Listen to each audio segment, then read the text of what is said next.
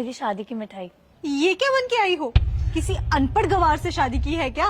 Limit में रहो please. Limit में तो तुम जैसी लड़कियां रहती है, जो इतना पढ़ने लिखने के बाद भी खुद को लिमिट में ही रखती है। तुम्हारे यहाँ वो बहुओं को क्या बुलाते हैं?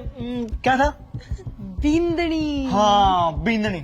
तो पूनम बींदनी जी, तुम्हें किसी ने बताया नहीं कि कॉलेज में ऐसे कपड़े नहीं पहन के आते? क्या प्रॉब्लम है तुम्हें इन कपड़ों से? प्रॉब्लम तो तुम जैसी सोच वाली लड़कियों से है हमें। अरे जब शादी करके चूल्हा चौखा ही संभालना था तो इतनी पढ़ाई लिखाई क्यों की है? जिंदगी तो तुम गवारों जैसी जी रही हो। अले गुस्सा आ रहा है? तुम्हें शादी करनी ही थी तो कम से कम किसी ऐसे घर में तो करती जहाँ पे तुम्हें अपनी मर्जी के कपड़े पहनने की आजादी हो। कपड़ों से आजादी का क्या वास्ता कि कपड़े मैंने खुद की चॉइस से डाले। अब तो तुम यही कहोगी ताकि हमारे सामने तुम्हारे ससुराल वालों की नाक ना कट जाए।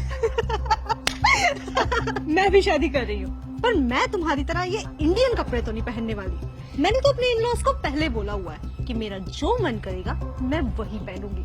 मुझसे नहीं पहने जाती ये घाघरा चोली। और सबसे बड़ी बात, मेरे इन-लॉज को इससे कोई भी प्रॉब्लम नहीं है। देख, इसे बोलते हैं मॉडर्न ख्यालों वाली लड़की। और एक बात बता, कल को जब तू इंटरव्यू देने जाएगी तब यही घाघरा चोली पहन के जाएगी क्या? अरे इंटरव्यू में तो ये तब जाएगी ना जब इसके इन-लॉज इसको अलाउ करेंगे। अरे ऐसे बैकवर्ड सोच वाले लोग ना कभी भी अपनी बहुओं को घर से पैर नहीं बाहर रखने देते।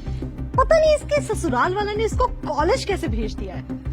अब इमेजिन कर, इसकी सास भी इसकी तरह घाघरा चोली पहन के घर में घूमती होगी।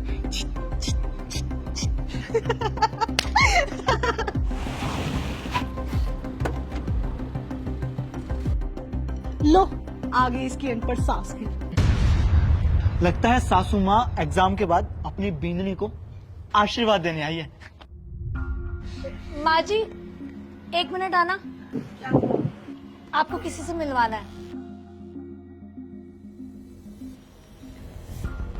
ये है मेरी सासू माँ। हेलो बेटा। तुम दोनों को जो भी सवाल करने थे ना, इनसे करो। Poonam, is everything okay? Oh impressive. तो तुमने अपनी अनपढ़ सासू माँ जी को इतनी इंग्लिश सिखाई है कि वो किसी को इम्प्रेस कर सके बेसिक बातें बोल के। खाना बनाने वाली अनपढ़ अब इंग्लिश भी सीख रही है। Excuse me, what do you think of yourself? Do you think I'm an illiterate?